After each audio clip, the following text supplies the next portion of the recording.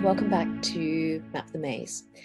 Today I wanted to do some myth busting that I often hear people say very similar things, have very similar beliefs around what mediation will look like, what will happen during the process, how the mediator will behave, and often they're based on misunderstandings, misperceptions, myths. So today I wanted to focus on the top 5 myths that I often experience when I'm talking to people about mediation, and often I understand it's for the first time. The first one is, I think a lot of people still believe that mediators will give you the answer. I think the first thing to let go of is there is no answer. There are lots of answers, but also mediators don't give the answer. That the whole basis for mediation as a process is our belief that the parties can bring the answers that are meaningful for them.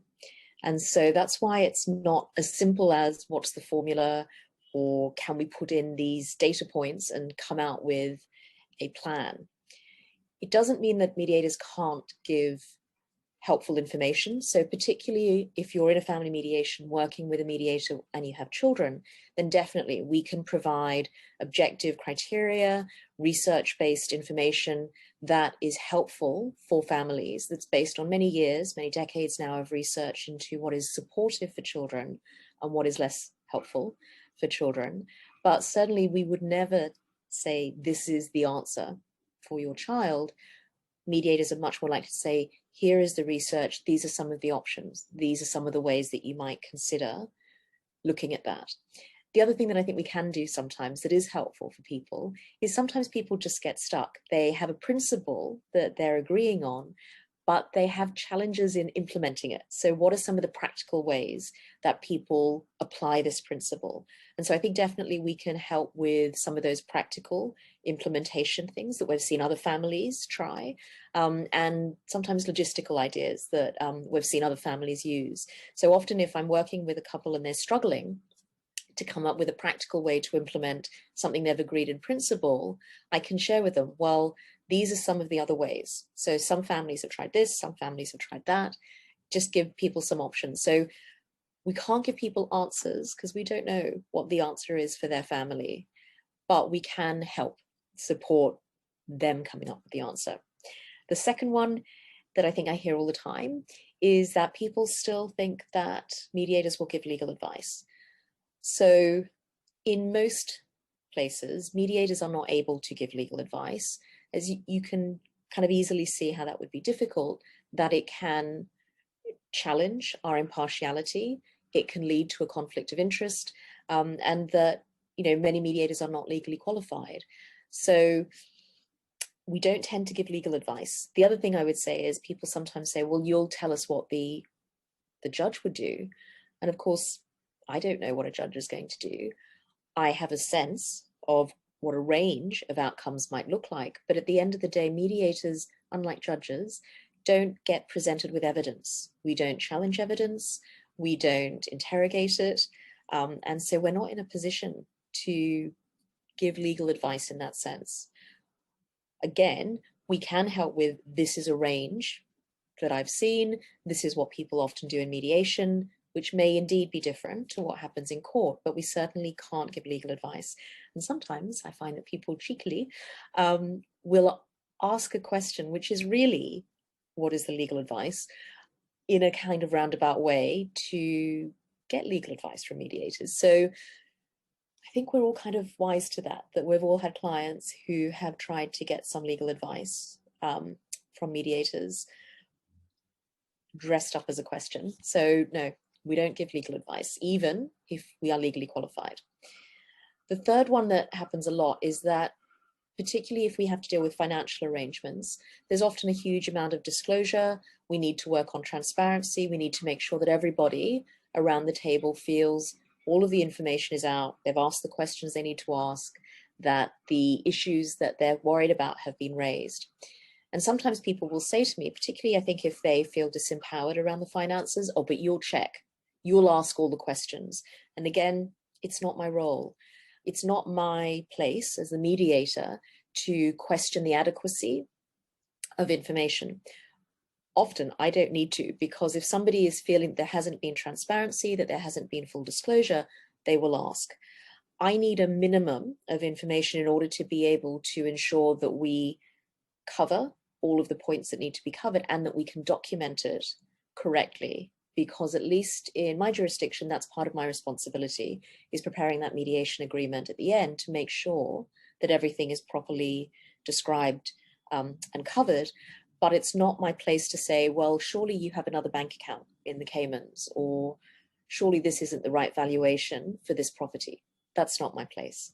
Yeah, so it is up to each party to ask the questions they want to ask, to consider what are the types of information that they need. Now, it's not always necessarily that you ask for information and you'll get it. Sometimes it's not possible, or maybe within the time frame it's not possible, or it doesn't exist. And so that is a discussion that we need to have within the mediation about what is the concern, what is the information that's being requested, and can it be addressed? Can it be addressed through the information requested, through another means?